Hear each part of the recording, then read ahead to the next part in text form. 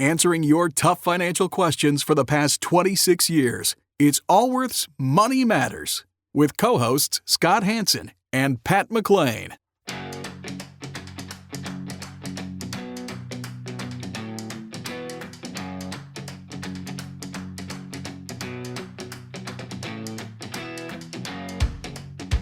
Would you like an opinion on a financial matter you're dealing with? Whether it's about retirement, investments, taxes, or 401ks, Scott Hanson and Pat McClain would like to help you by answering your call. To join Allworth's Money Matters, call now at 833-99-WORTH. That's 833-99-WORTH. Welcome to Allworth's Money Matters. I'm Scott Hanson. I'm Pat McClain. Glad you are with us today. By the way, today is it's a unique program for us because we are going to play. We're not taking calls today. We are going to play some of the more interesting calls that we've had in the last 6 months. But if someone wanted to talk to us, they could call the number 833-99-WORTH, and they will schedule a time for them to be on the air at a later date. That is correct. So 833-99-WORTH, but we won't talk to you live. We'll schedule a call to talk to you at a later date. Yet to be determined. Yes, but we're not taking calls right today. Anyway. That's correct. So, but we're glad you are here, and we're got a great program for you. And I think you're going to enjoy some of these calls because they were chosen because they deal with some of the major financial planning issues that the majority of our listeners deal with. And because oftentimes we don't know what kind of calls we're going to have, and sometimes some programs or shows have better calls than other shows. So the people in our, what do we call them, producer, that's what we're going to call them, went through and pulled some of the calls from previous shows and said, I think that it would be timely to rerun these. And so that's what we did. That is what we're doing. But before that, we want to draw your attention to, this was a study that Vanguard had put out. And I believe you can get a copy of this on our website, if I'm not mistaken, at allworthfinancial.com. Bringing value through advice, and it basically talks about the benefits of professional advice. And I looked at this. It's funny. Pat and I were just chatting about this ahead of the program, and looked at there's 3 areas in which an advisor can add meaningful value to somebody's life. One is in, this first one might surprise you, behavioral coaching. How you react to your financial situation, debt, spending. It might have coaching in spending. It might have coaching in how to organize things. It might be in the behavioral coaching of the portfolio itself. How you look at risk. I've often stated, and I'll talk about this internally with our 80-plus advisors, is some of the greatest value we add is keeping people from making mistakes from which they cannot recover. Helping people avoid decisions that would lead to mistakes that they can never recover. Irrevocable. Yes. So that's that number is through one. the behavioral coaching side of things. The other is portfolio construction. So is it cost effective? If it's outside an IRA, is it tax efficient? Is it total return oriented, which means both capital appreciation as well as either dividend or income producing? And that's a construct, portfolio construction, which is very, very important part of the financial planning process, but it is not the financial planning process. It is part of the financial planning process. And then the third area is that just in that wealth management. How do we balance our Roth IRA and our 401k and our growth stocks and our small cap value stock? And it's managing all those things together, the total wealth management, from including taxes to estate planning, etc. And so when we were putting together the show today, we thought this was perfect to highlight because it actually shows on the show itself with these calls that are pre-recorded what financial planning looks like. Because you'll see throughout the show, we're going to talk about your client's behavior, portfolio construction, as well as wealth management, overall wealth strategies. Yeah, so there is where we are headed today. So our first call, we're going to start with Karen. This was recorded back in March of this year, March 21st. And if you can think about this, this was right in kind of the early days of the pandemic when things were still looking kind of a little foggy, a little scary. Yes, it was a little bit It was tense. It was tense. Yeah. So let's hear this call from back in March. So I'm calling with a question in regard to my husband and my retirement, and we are age 67 and 68. My husband has his own business, and he is going to be selling that business by the end of this year. What kind of business is it? Towards retirement. He's in building, construction, agricultural. So it's a pretty specified business. Okay. And so he is in the process of selling that business. It'll be completed at the end of the year, and we'll get a pretty good chunk of change for that. So that's cash that we will have. We haven't started Social Security, but our retirement plan has been this.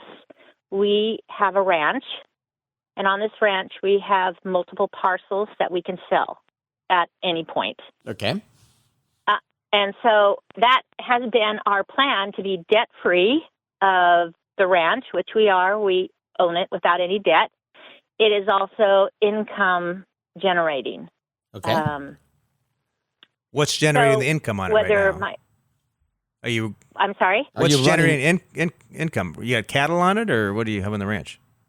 No, it's ag land, so there is... Got it. Okay, got it. I'm with it. Ag, plus we also have livestock. Okay. Okay, so there's a rental portion that a portion of it is rented out and livestock is on it. That makes sense. Got it. Okay. So in retirement, we had planned that our options are to sell off parcels and also to continue with the income generating monies that we have. So it's monies that we're going to have. It's not, we don't have stocks, we don't have bonds. Okay. And we're up against having this happen, and we're kind of concerned about what do we do with this chunk of change as we are receiving it. So this is interesting. This is because how different. We would look at this, let me step back for just a moment, Karen. So it's in March of 2020, and this is something that you're going to be occurring at the end of the year, right? So right now, it feels the like sale of the business. Right now, it feels like the Earth is stopping its rotation. Right? It's people are stocking up on toilet paper like we can't manufacture anymore, and I mean it's just this strange thing that none of us alive today have ever been in.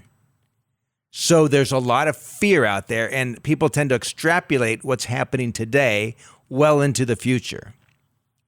So this could all be done by the end of the year. All the health experts say it will. So how much do you need to live on? Gosh, we can get by with relatively reasonable amount because we are not in debt. Okay, so how much do you want to live on? Is it 50,000, 80,000, 100,000, 200? What's the number approximately? Oh, I think we could get by 50,000 easy. No, I didn't ask get by. I asked what you wanted to live on. There's a difference. Okay, so let's say with health expenses, I would say let's say 50,000. Okay, 50,000 to 75,000. And how much will your Social Security bring in between the two of you? Between the two of us, well, our plan was to. We haven't started it. Right. At one point, we will start his, and then let mine accrue till 70. So at the point, we're not that far off. I mean, 3 years. Yes. Right. So how much would maybe both go to 70? Yes. So at that point, at 70, if we both waited till we were 70, 3 years' time, then we would be bringing in Social Security together, approximately $4,000. Okay. So $50,000 a year. How much are you going to? How much is the sale of the business for approximately? It's over $100,000. Okay. And how much income does the ranch provide you? Approximately $2,500 a month. Okay, you're there. So there's $30,000 from the ranch and $48,000, let's call it $50,000 from Social Security. There's $80,000 regardless of what you do with the sale of your husband's business. And if you were selling your husband's business and you didn't have any other assets in cash or short-term instruments like short-term bonds, I would take 100% of that and just put it in a bank account. And be conservative with it for reserves. Something happens with the ranch and something weird goes on or whatever. And sell the parcels off if you want. Or maybe not. Right? Well, you might not need saying to. just put it in a savings account. That's what I would do. Annuity or something. Nope. Not an annuity. Not an annuity. Just a savings account. Why not an annuity? Because they're garbage. 99% of them are absolute trash. Unless it's an immediate annuity where you give up control of your principal for more monthly income, but you don't need that based on what you just told us. Yes, you don't need that. So if someone's selling, someone trying to sell you a new annuity? Sounds like it to me. They went to a seminar, yeah, steak someone dinner. has been. Oh, come on. Did you meet him at some dinner? How was it? No, okay. Actually, no. They're from the bank. The bank? No, actually, it was through a friend who it's a financial representative of a friend. Okay. So my guess is that individual's probably not a certified financial planner, number one, and they're probably not licensed to sell other securities. But you don't need any other securities. You just need $100,000 in the bank in case something happens. That's right. And when you said you're different than everyone else because you have land, it's just a different asset class. Is it well-diversified asset class? No. Will it work? Probably. We thought it would be safe. Okay. Well, then it's going to work for you. Take that $100,000, put it in the bank. Yeah. We don't have a dog in this fight. I'm not going to get a commission by telling you to put $100,000 of your money into a bank. Where that financial representative might get something on the tune of 8% commission, 10% commission. Some of these annuity products are absolutely $7,000, $8,000, $10,000. Just put it in the bank. You'll have enough money from the income that's derived from your property and Social Security to live comfortably. And at points in time, if you want to increase your standard of living, you could sell off some of those parcels as was your original plan. Yeah, but just have the money in the bank. You don't need just put it in the bank. So, hey, Karen, we wish you well. All right, the next call we're going to be taking in this program, this was recorded back in April with Ron, and kind of trying to figure out how do you manage these markets. So let's hear this call. Good morning, gentlemen. Hi, Ron. My wife and I have been retired for 10 plus years. We have, IRA funds that we are required to take the required minimum distributions and all that. We're doing well despite the downfall. We've been fairly conservative. At the peak before the virus took over, our portfolio is like 35% stock funds, 35% bonds, small short-term bonds, and 30% money market. I made one mistake when the first few real downturns took place. I took $8,000 out of our money market and stuck it into our Roth fund, which we had at the time about $65,000 in. I thought I was doing a good deal until it dropped by thousands from there. It still might have been the right decision. Yeah. If you go out 2 years from now or 3 years from now, that's when you want to measure it. Yeah, but in the moment, the emotional part of it is real hard to contend with, Well, see those drops. And so as it dropped down further, I pulled money out of the regular RIA on each level. So that 35% stock and 35% bonds, I totally dissipated most of the bonds down to 10% and the stocks down to 20% when it hit around 20,000.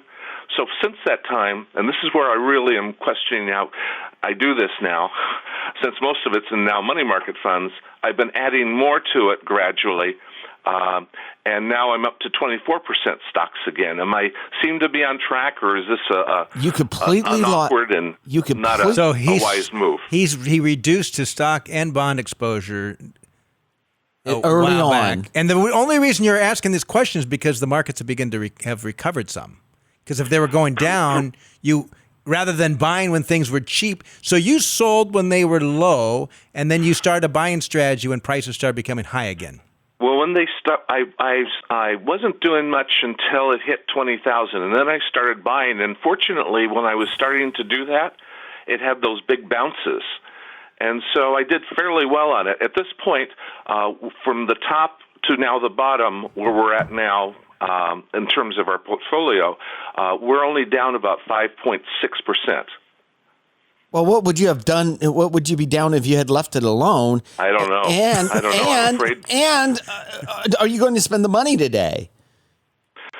No, because what you worry about, what you should think about is not the consistency of the returns, but the rate of return on the date that you actually use the money. Not the consistency of the return.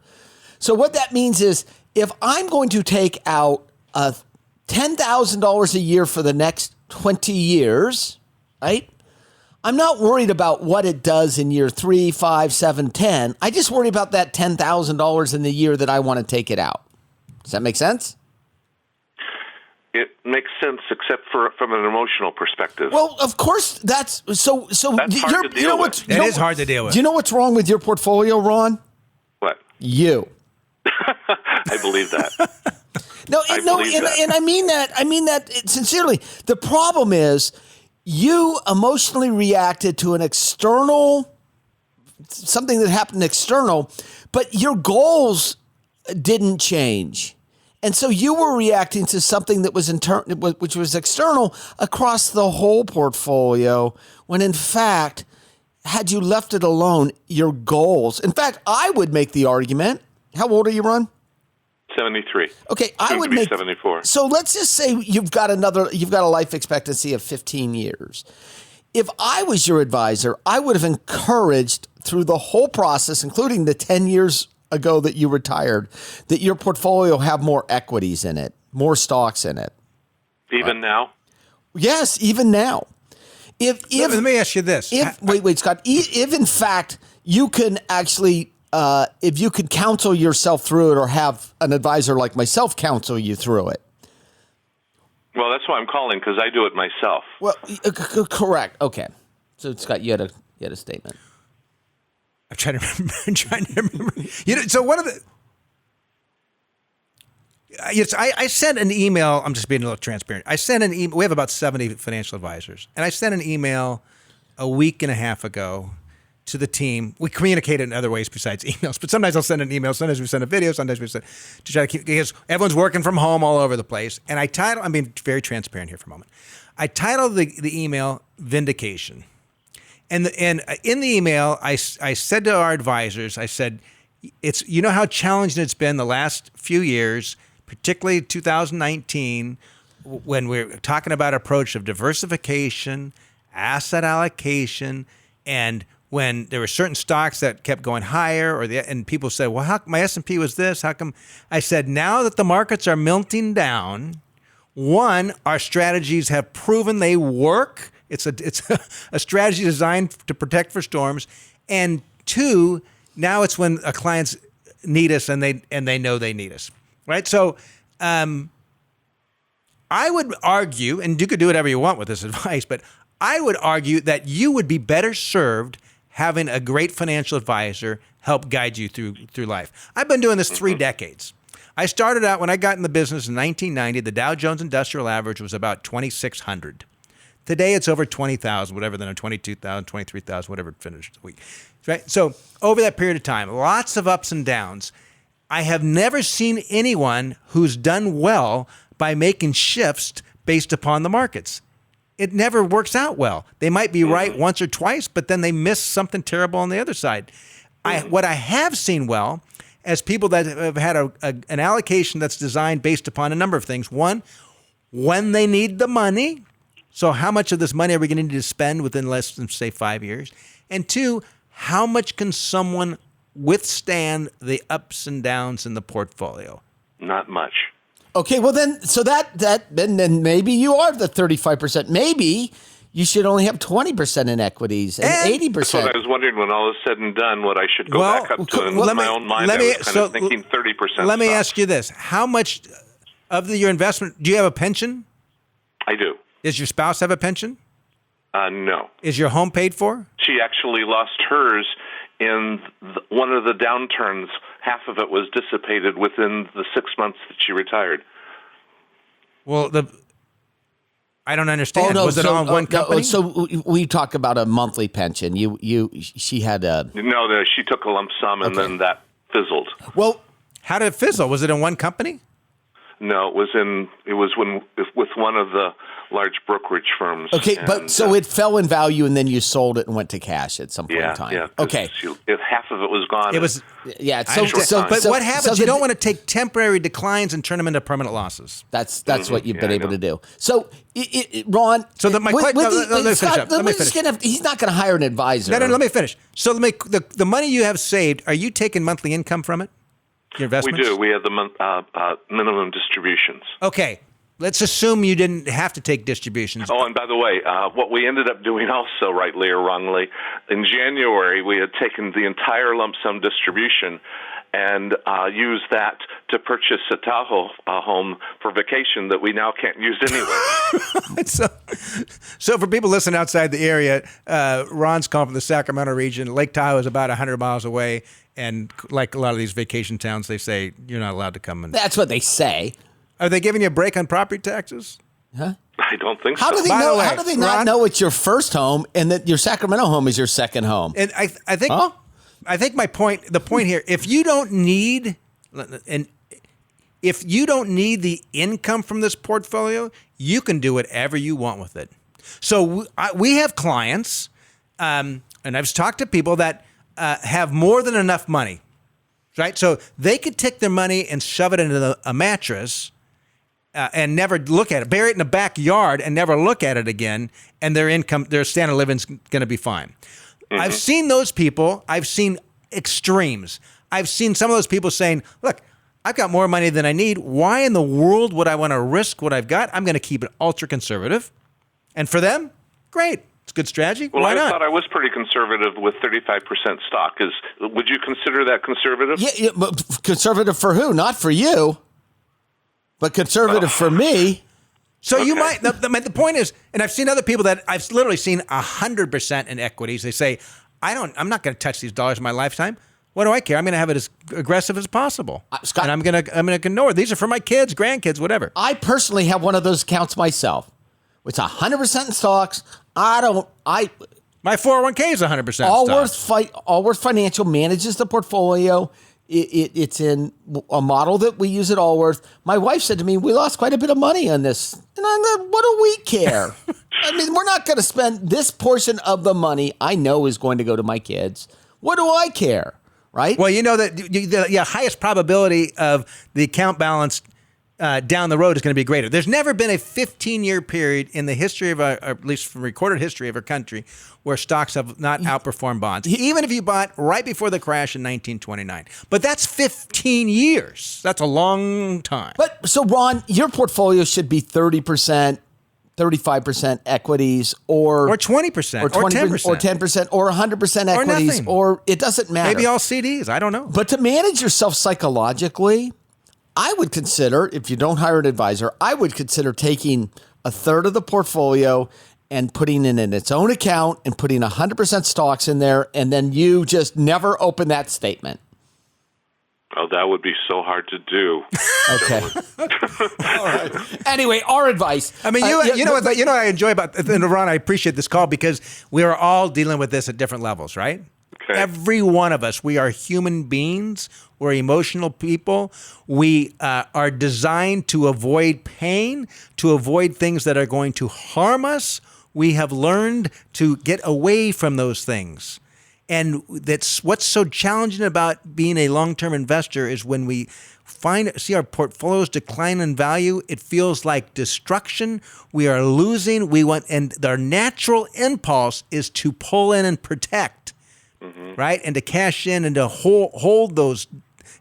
But that's not what's going to give us the best long-term returns. And we're emotional in every areas of our life. Like, and the reason Weight Watchers have people come and there's a community, it's not because they know. Yeah, eat more, eat less, exercise more. I mean, but the reason you join the community, people go to AA. It's not because they know that they shouldn't drink. It's because they need the community. I mean, that's just reality in lots of areas. And some people have Scott Hansen could go to the gym every day and work out, and it doesn't when it's open. Not me. I have to join a group where I go and work out with groups of people because I don't have the discipline to go every day. I don't enjoy it that much. But Ron, the correct portfolio is the one that's right for you. The one that you'll own over a long period of time and not react to. And not worry about. Yeah, that's correct. Right. That's right. That's right. Okay. I appreciate your words, gentlemen. Okay, listen, I'm Ron. glad you called. This is a good call. This is it. Look at you're as normal as the next guy. That's right. Don't beat yourself up. Have a good Easter. All right, you too. Appreciate it. Thanks, Ron. He's don't beat glad yourself. I called those guys. Yeah, don't beat yourself up. We'll beat you up. All right, we're going to take a quick break. Stick around for more of Allworth's Money Matters.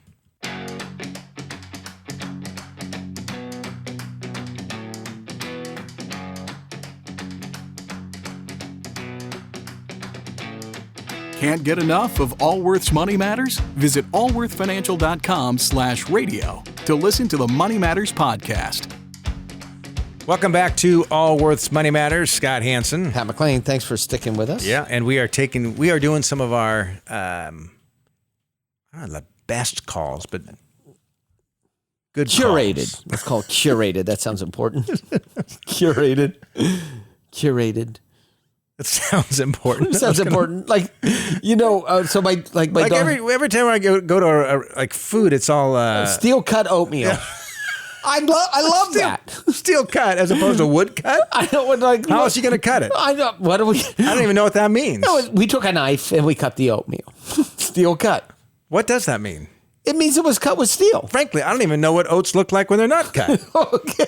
I've never seen oats growing. At least if I have, I wouldn't have known. Maybe you're eating whole oats and you don't even know it. Whole grain. That's right. Anyway, we've got off topic already, but this show is a curated number of calls over the last few months. And if you'd like to actually be on the show at a later date, you can dial 833-99-WORTH, 833-999-6784, and they'll schedule a time for you to and we love taking calls. And oftentimes what we will do is schedule time in our studio, sometimes midweek, sometimes for several hours on a Saturday, and go through and take a bunch of calls and then put them together for future times for our shows. So that's how we tend to do things. And we're going to get to these calls in just a moment. But the retirement is changing for people and has been for a number of years, but it's really, people are beginning to embrace this new kind of like life in retirement. How many people have you talked to, Pat, who said, because you're 50, how old are you? 57. All right, and I'm 54. How many people have you talked to and our peers that said after this being locked in home for a while, they're like, I thought retirement was in my cards, but my retirement's way off for me. Yeah, yes, it changed not their financially. View. Yeah, it just changed their view of interaction. They're like, I don't know what I can't. It's kind of interesting. So, recent survey by Voya, which is a large financial institution, talked about how people are expecting their life will look in retirement. 59% expect to keep working in retirement. 59. For Generation X, it's 60%, and for millennials, it's 49%. But the reason being is mental well-being. They think that continuing in the workplace in some form or fashion will help them mentally. They also think that it will benefit them financially and allow them longer to allow their retirement dollars to grow. So I think that's interesting. And oftentimes it's in the same industry or similar industry, but with not as much pressure or stress. And I think even as you're looking at your own retirement, like thinking through some of the things that I think is important. Now at Allworth, we believe it's important that people are in a position so retirement's a possibility, so that work is an option and not an obligation, but everyone's different. All right, well, let's go back to some of these calls that have been curated. This was recorded back in May with Mark. Thank you so much for taking my call. Thank you, Mark. I think what I have is a simple question, but I can't find it on Google. I'm trying to figure out how long I have to do a direct rollover on a 401k from a job termination. When you say direct, what do you mean by direct? Moving it to another 401k or an IRA. So here's where it gets, and here's why you say you're having trouble finding it. It's the terminology, right? So okay. you intertwine two different techniques in there. Inadvertently, right? So, yeah, you use the word direct which is fine, and rollover. Which is why you're calling. You're trying to get some clarity on this stuff. So, right, because Google's confusing me. Yeah, and it's because it's kind of like if I were to start doing some self-diagnosis of a medical issue, and I don't understand the terminology all the time, and it's not always that helpful. But a direct transfer, not a direct rollover. You use the word direct rollover. A direct transfer is when you've got your 401k. And you instruct either typically the 401k plan, sometimes it's the receiving place. You instruct to say, hey, take my cash, my retirement savings, and move it over to this other place. Move it to this IRA, move it to my new employer. It's called a transfer. You can do that shortly after termination from your employer. You can do that 6 months later. You can do that 5 years later. You can do it never. Your spouse can do it at your death. You can do it never. So they won't do anything with that unless we tell them to. That's correct. Unless it's less than $5,000 or $2,500. And then they'll notify you if it's a small amount, and if you don't do anything, they'll just send you a check. I mean, it's up to the employer, but I don't know of any employer plans that kick people out. Sometimes at age 70, because the required minimum, or now it's 72, but at the required minimum distribution level. How old are you, Mark? 56. What was confusing me was I kept reading in there the 60-day rule. The 60 days. Let's finish this. And then let's talk about your age and whether you should or shouldn't. So a rollover, and this really comes back from 20 plus years ago. And the reason nobody does, it's really rare to do a rollover. And a rollover is where they send you the check made payable to Mark, checks made payable to Mark. You put it in you either endorse the check over to somewhere else, or you deposit the money into your own account, and then you write a check. I remember in when I first started in the industry, I remember in the early 90s, I remember that exact thing. People would get their retirement check from their employer. They weren't doing transfers then. They were sending it directly to Mark. Mark would then take it, deposit it, have to wait a few days for the check to clear, write a new check, and put it into their IRA. But then they started withholding the taxes on that, 20%. And which didn't make it possible. But back then you had 60 days to decide where the money went. Okay? Now today, technically, you still have you can still tell your retirement plan, send the check to me, payable to me. They're now required to hold taxes, so it's going to be really problematic if you did this. But you could receive the dollars. You would have 60 days then to go put the money into a new 401k plan or into an IRA. But almost nobody does that. So how much money You don't want to do that. You direct transfer 99% of the time. How much money is in the 401k? Just over 400. Okay, and when did you separate from service? 2 months ago. Okay, so Was this a planned thing, or are you a... It's a plan. It's a target date fund. No. Was your termination planned at 56 from this company, or did you lose your job? No. This is working at another company now. Oh, okay. Good. So here's the rules. So if you're listening to this, you're not going to hear this from a lot of advisors. You just don't hear it very often. If you're over the age of 55 when you separate from service, that 401k has no penalties on it if you take a withdrawal.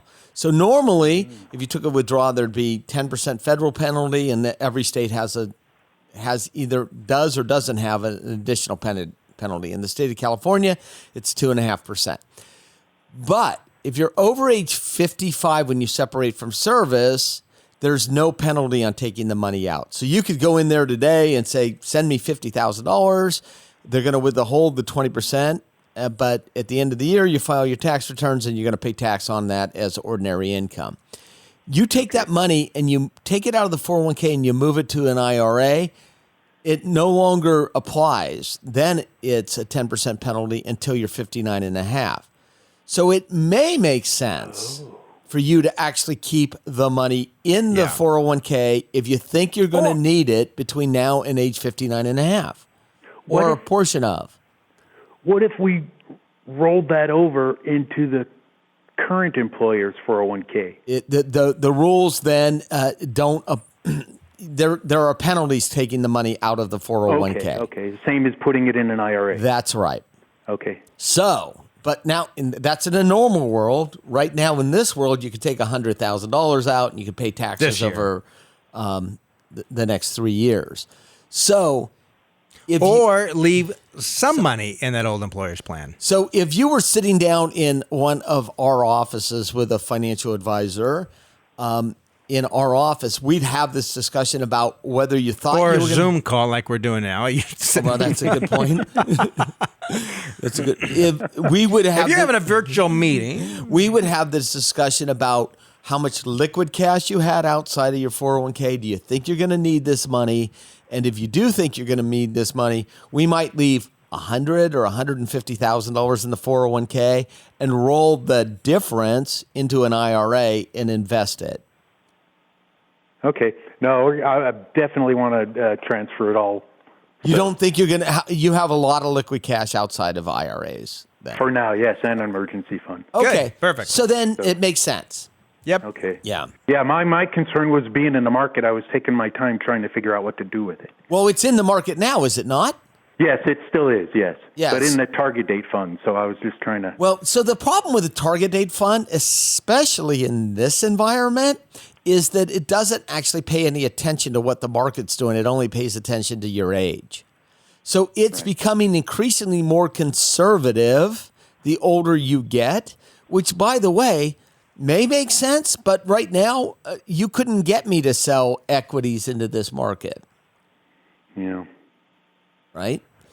So it might be better off. It might be better transferring it to a new employer if you know how to build the proper allocation for yourself, and do it outside of a target date fund. Furthermore, when let's say when you eventually go to retire, it's preferable to have money in a variety of different accounts, so funds within the same account, so you can draw upon, say, money market or a bond without touching the equities. Or you use that time to rebalance the portfolio, which is if equities are up, you want to actually sell equities into a high market, and you want to sell bonds into what we believe to be a low market, but you're rebalancing the portfolio on a continual basis. So at our firm, we run our portfolios through a screen once a week to make sure that they're in balance or close to balance.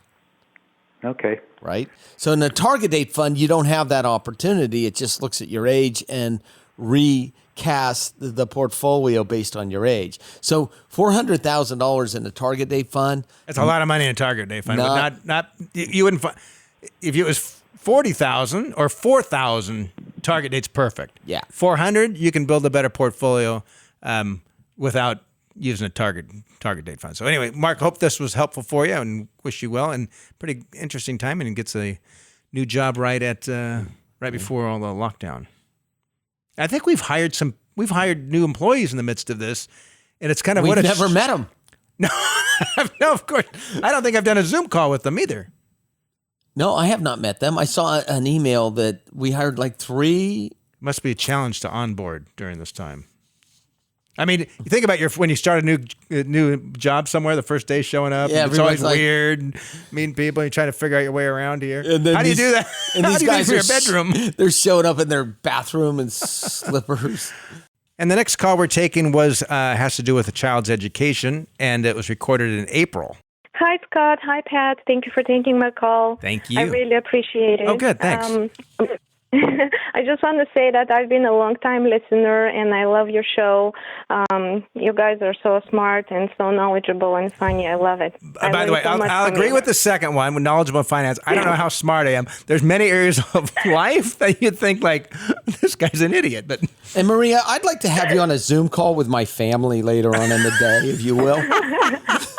Absolutely. Here's what's so good about your dad.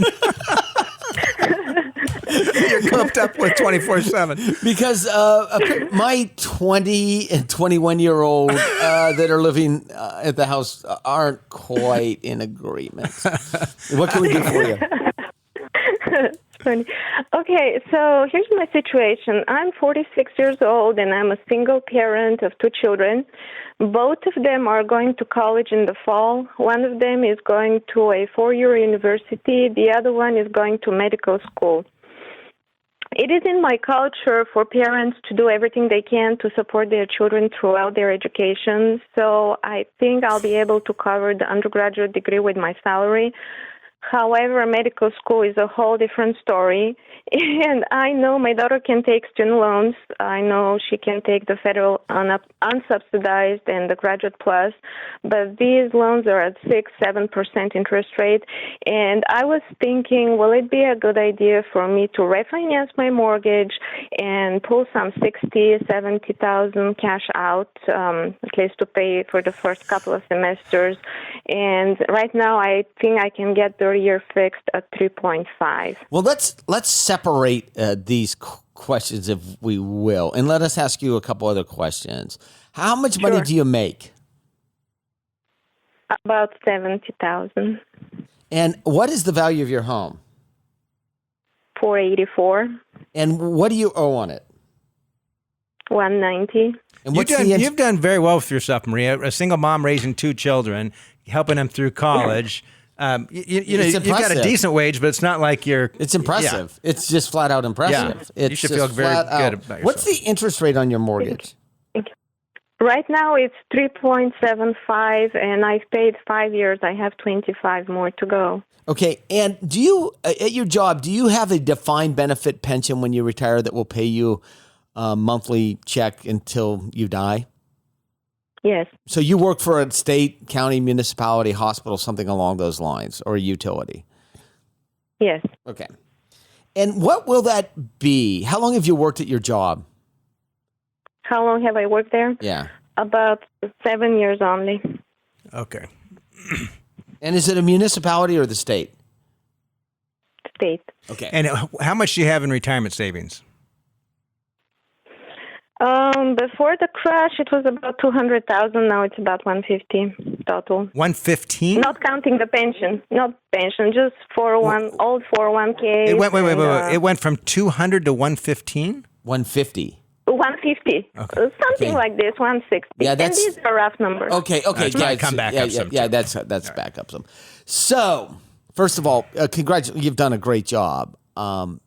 You really have. Thank you. So, the child that's going to the undergraduate, are they going to go to a state school? Yes. Okay. Mm-hmm. So the tuition is. She says she can cover that. Yeah. It's the medical school. I can cover the housing because tuition will be paid. And do you expect? So your daughter's going to medical school. Do you expect that she'll repay the loan? Oh yes. I think so. Yeah. Okay. Definitely. Listen, I wouldn't refinance the mortgage. I would, if I were your situation, given everything you just said, and Scott, you can agree with me or disagree. I would have her load up on those student loans. Even at 6 or 7%. Even at 6 or 7%. Are these government loans? These are the federal unsubsidized and the Graduate Plus, 6-7%. And this is why she's going to medical school, right? She's going to medical school. I would agree with you. You're a single mother. There's a chance that there should be some forgiveness of Maria, that. what is your last name? Oh, I can't ask that. I don't want to ask that on the air. So I'll tell you after. Are you Hispanic? Are you Hispanic? No, I'm not. Filipino? I'm not. Oh, okay. Okay. Maria, I never would guess. Your name's Mary, and you've got an accent. You say something about your culture. By the way, my wife is a quarter Mexican and quarter Filipino, so I've got some understanding of both those cultures. But So in any case, I would load up on this. I would have her load up on the student loans, especially, and this is why. She may end up going to work in a low-income rural community, in which case under the current rules, a lot of those student loans would be forgiven, right? She may end up in a specialty where there is a great need for it. That they'll help pay them off. Right? She may end up going to work for a government or state body. That might help pay them off. So in the current environment that we're in, especially in light of this COVID-19. Even before this, there were employers offering to help pay student loans. There was kind of becoming a thing of like, you would see ads, like Economist Magazine would have these ads that it's kind of our corporate's responsibility to help pay some student loans back for these kids coming out of schools. So I think Pat's point is, look, if she takes out the loans in her name, yes, there's a little bit more interest, maybe quite a bit more interest, but there's a good chance there'll be some forgiveness on at least a portion of that. There already is if she makes the minimum payments on them and doesn't make enough money, they start forgiving the loans after, 10 years? It's 20 years. 20 years. But your payments are also capped. As a percentage of your income. Oh, really? Yeah. So, and you do not want to co-sign on any of them. Oh, really? Yes. Do not co-sign on any of them. That could derail your retirement. Right? So, are you saying it's better to go with the federal loans rather than the private? Oh, yeah. We were looking at some private. No. Federal? Go I would do the federal loan. Federal. And we just saw this. Federal. Look, we just saw this in the mortgage marketplace right now, where there is forbearance on federally backed loans, and there are not on privately backed loans. Right? And what the difference between them? If you were the average consumer, you would know the difference, whether your loan was a Ginnie Mae or Fannie Mae, or whether it was sold to a big other institution. The average consumer didn't know the difference. But what happened in this last 2 weeks, federal government says, just take it easy on these payments. The private companies are like, no. So just to kind of summarize here, the reason you want the federal loan is because there's a good chance, I don't know what the probability is, there is some opportunities that can have some forgiveness of some of that debt upon graduation and entering the medical profession. That is probably not going to be there on private loans, and it's definitely not going to be there when her mother paid for it, because also it's going to look like, you don't have any debt. Need the money. You don't have any debt. So don't co-sign. And by the way, for the rest of the listeners, we are giving Maria answers to her questions. Philosophically, whether we agree with the way the system is run or not, that's a different story. That's a different story altogether. But I'm not in it for my philosophy. I'm here to help Maria. Yeah. And our last call is in Colorado, recorded in May. Hi, guys. How you doing? Good. How you doing, Mark? Good. Hey, I got a question that has nothing to do with coronavirus. Good. It's hard. It's hard to go more than 5 minutes in a conversation with it not coming up some way. I know. Well, my dad recently passed away about a month ago. Sorry about that. And but he, unbeknownst to my mom, he left all of me and my siblings some gold. And I'm not exactly sure what to do with it. How did he? Was it physical gold? Yes. Like in bars or coins? Coins. And how much? Let's see. Each of us got 25. Coins? 1 ounce. Okay, 25 ounces each. And you received this through when he passed away? Yes. We became aware of it when he passed away, yes. But he didn't gift it to you before he died. He gifted it to you in his will or his trust? Yes. Okay. Yes. And the reason I ask is it has to do with the difference in tax treatment, because if you inherit an asset like gold, your cost basis for what we assume you paid for it for tax purposes is stepped up to the fair market value on the date of his death.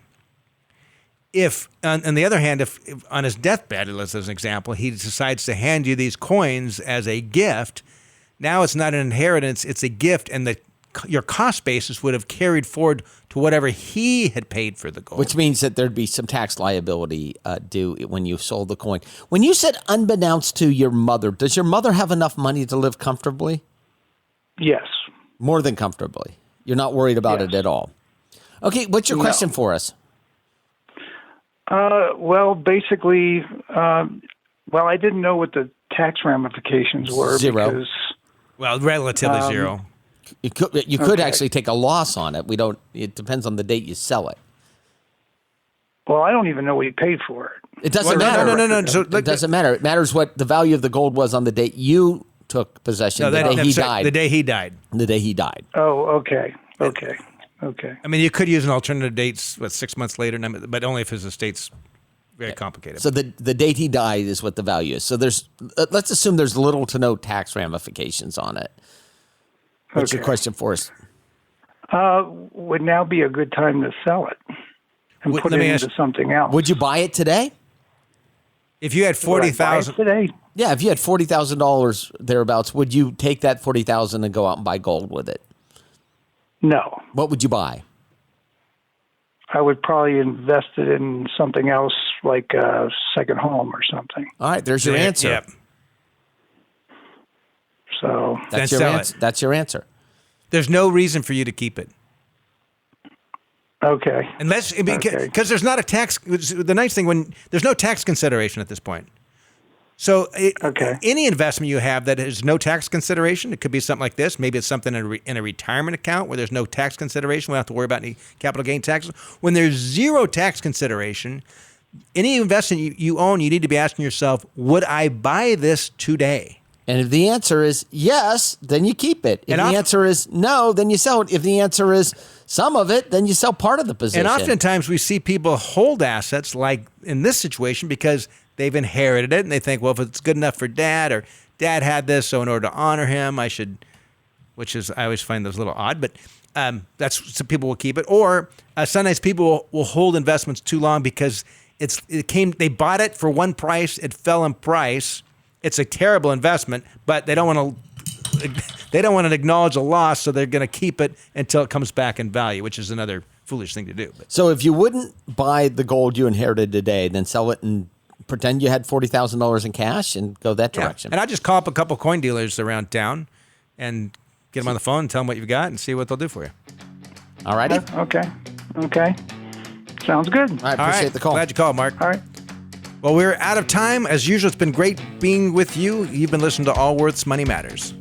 This program has been brought to you by Allworth Financial, a registered investment advisory firm. Any ideas presented during this program are not intended to provide specific financial advice. You should consult your own financial advisor, tax consultant, or estate planning attorney to conduct your own due diligence.